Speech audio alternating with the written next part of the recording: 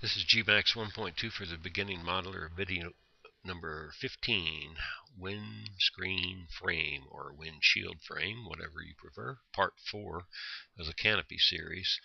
The objective in this video is to construct the windshield frame as you see here wrapped around the fuselage.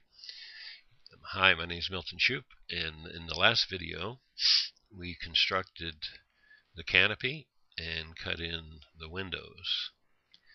So what we need to do now is to carry this canopy on down to build a windshield and the framework.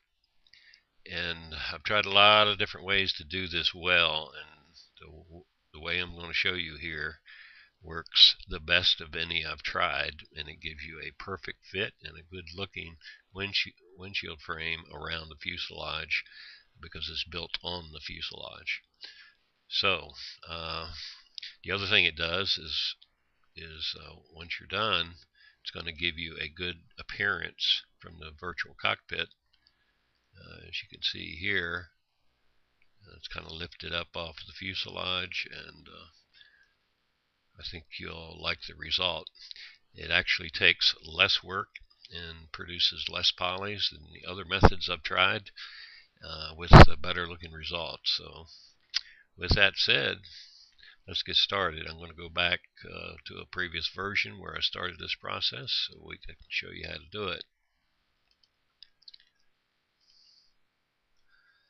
Pull this one up and show what I went through to make this happen.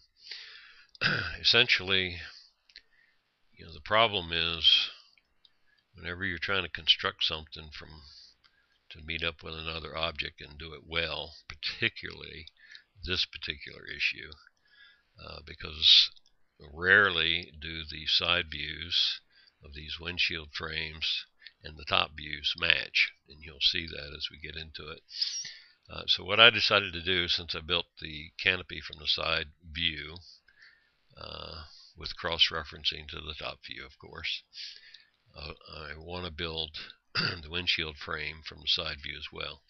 And because all other methods did not yield as good results as this, even though this appears a little more complicated, it's really not, and it will actually save you a lot of time and frustration and give you a better looking result. So what I decide to do was to make this cut around the fuselage and one above it to give me an excellent starting point for the windshield frame buildup. And once I have this in place, then of course I can just bring this down and attach it to this frame, and I'll have a good looking windshield shaped correctly right from the canopy shape, and you'll end up with a good looking result. So what I did was construct a box with I don't know, 6 or 8 segments or so, and I brought it down and position the vertices around this curvature that you see here. And not a hard thing to do. It's not even a time consuming thing to do. You just start out with a box and with all the cross sections, and you just start moving vertices up until you have a nice well-shaped curvature. So if you zoom in here, you want to try to get this down to where the canopy frame also agrees. So before you do any cutting or Boolean operations. So that's what we want to show you how to do here. So we'll get this down right even with this edge here. So what we're going to do is 2 cuts to the fuselage. When you do a Boolean like this, you can only do one at a time because of the nature of this cut. So what we'll do is, let's see if I've got this. I need to unfreeze. You can unfreeze by hit or by what you point at. Unfreeze. Maybe it'll let me do this here. Unfreeze by hit. So if I just click on the fuselage, hopefully that did it. Let's see if it shows up here. Yeah. Okay, so we have a fuselage. We have our cutting tool in place. So the objective here, the steps are, number 1 is build the cutting tool for the windshield frame, which we've done. then use the Boolean operation in this tool to cut out the frame shape, that is the windshield frame shape, the double curves going through here. And then we'll extrude those new polys up a little bit, and then we'll begin to shape that frame to give it some angles straight up on the side and then slanted back towards the windshield in the front, and kind of changing from vertical to slanted as we move around towards the front. It takes a little time, it takes a lot of vertex pushing, but the result is so good, I just can't see a better way of doing this, frankly. Now, we could cut this from two different ways. We could cut it from the side, or we could build a tool and cut it from the top and just kind of have a cylinder around to cut the top. But since we're working from the side, I decided to take it this way. So we have the fuselage selected, and we're ready to do the Boolean. So let's go up here to the Create. And we're going to, usually this says standard primitives, we're selecting compound objects here. We're going to select Boolean, and we're going to make sure we have reference and cut refine selected, and we're going to pick operand B, which is the cutting tool. There, hopefully that cut went fine. We'll check it out here. We'll convert the fuselage back to editable poly. You need to do that after each Boolean operation. Then we're going to move this tool up and see if that cut made. Yes, it did. And we're going to move the tool up to the top of this. And basically here we want to make it even with the bottom of the window cut here. So do that the best you can. About somewhere in there is fine. And now we're ready for the second Boolean to cut this. So we're going to select the fuselage again. Go up and repeat the Boolean process, compound objects, Boolean. We got reference checked. We've got cut refine checked. So we just need to select operand B, which is the cutting tool, and then convert the fuselage back to poly. Alright, we're going to select the cutting tool and hide it. Get it out of the way now because we're done with it, hopefully. And here you can see both cuts. So let's select the fuselage again. Select poly. Now it's selected all this because they were all involved in the cuts, but we just deselect those polys because we're not concerned about them right now. And this is the cut we just made.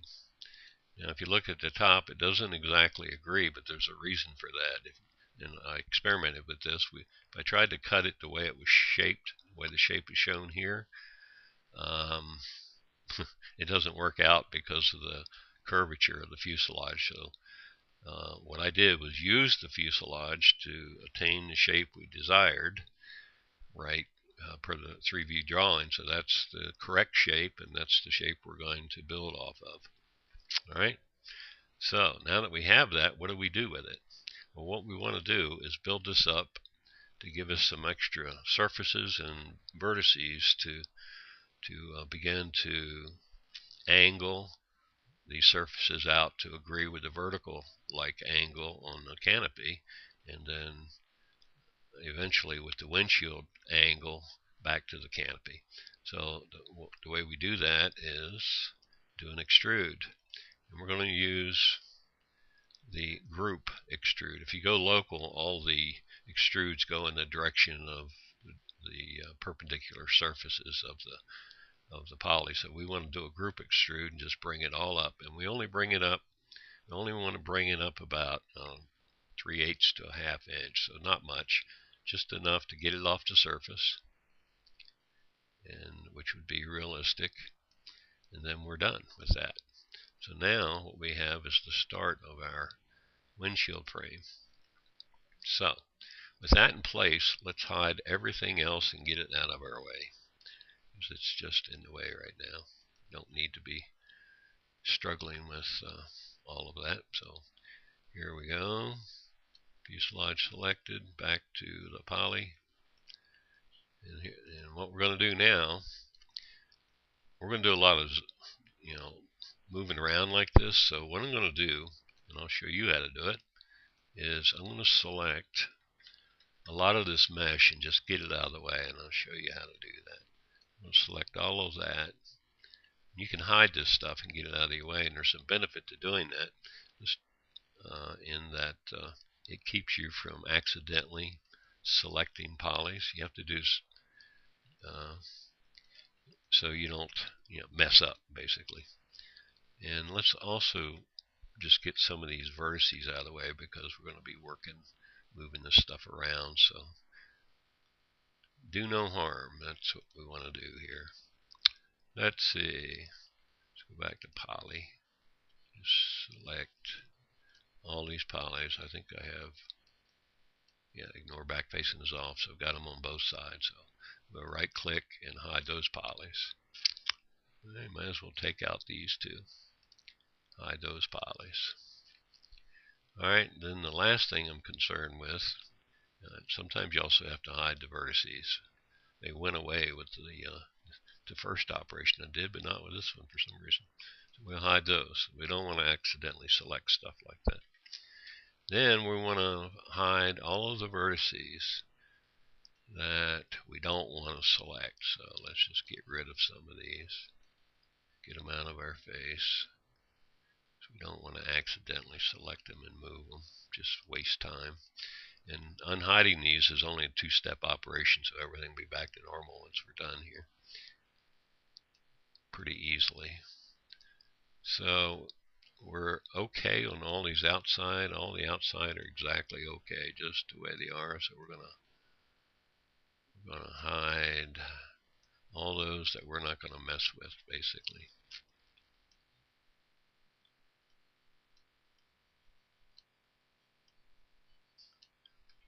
Okay, we're gonna hide them.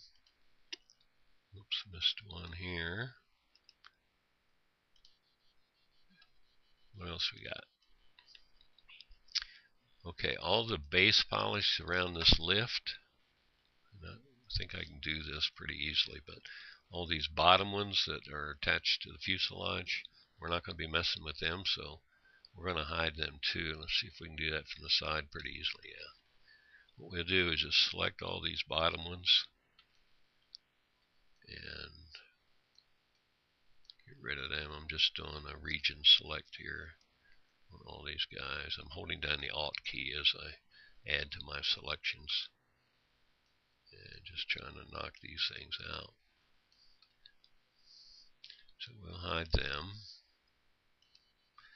Alright, let's see what we have now. Now, if we hadn't hidden all those polys, we'd be rotating around this whole fuselage, and it's a real pain in the butt to do, because you have to keep zooming in and out, rotate, zoom in and out. So now we have just the top polys, or the vertices. I'm going to tell you right away that this guy here and this guy here and the other one, pain in the butt, would probably be better off just going ahead and rebuilding that. Rebuilding these 2, 3, 4 polys here, so we don't have to deal with this. But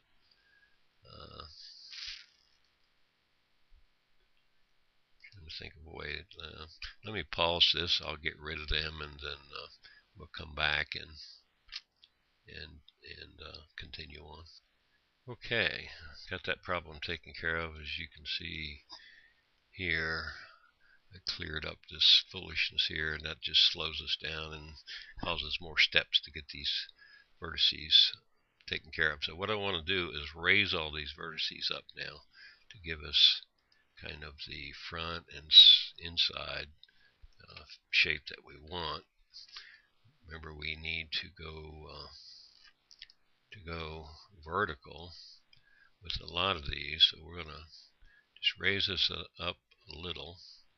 And as you can see, now we've got a shape that's going to start looking at the canopy up here, and we can bring the glass and attach it around the edges here. So that's kind of the starting point. And on the sides, we want those sides to become, well, more vertical, if you will, because they have to meet up with the side of the canopy, which is dang near vertical. So we're just going to use the non-uniform scale. We're going to push these out to about vertical here, and you just, I mean, it's going to take a little tuning here, but you kind of get the idea. Then as you move forward, you're going to start allowing these vertices to come in a little, because we need to bring an angle up to meet the windshield glass. So as you get up to the front here, you can do a little sideways, but some of this is going to be frontward movement. So let's see here. Most of these should just push forward. We'll have to tweak these after we get a look at it at various angles. So you can see we've got a pretty nice rounded shape here. We can come back and tweak these when there's time to do that. My video is limited in size, so okay. So you can see we've got. Let's go to a good left view here. You can see we've got the angle of the frame now that it's ready to meet the glass. We've got the back sides fairly well vertical, and we'll adjust those as necessary when we bring the canopy back in. So this is the way you can have a perfect fitting canopy frame. And we have to have something, a good way to bring the glass down and attach it. And this gives it a more professional look. This canopy frame gives it a more professional look. So this is an excellent way to get a good looking fit and have a good professional looking job around your windshield or windscreen. And this is the way we're going to go with it. So we'll pick this up in the next video, and hopefully this method can be of use to you in other types of aircraft too. Every aircraft has a different windshield issue to deal with, so you have to just come up with creative ways to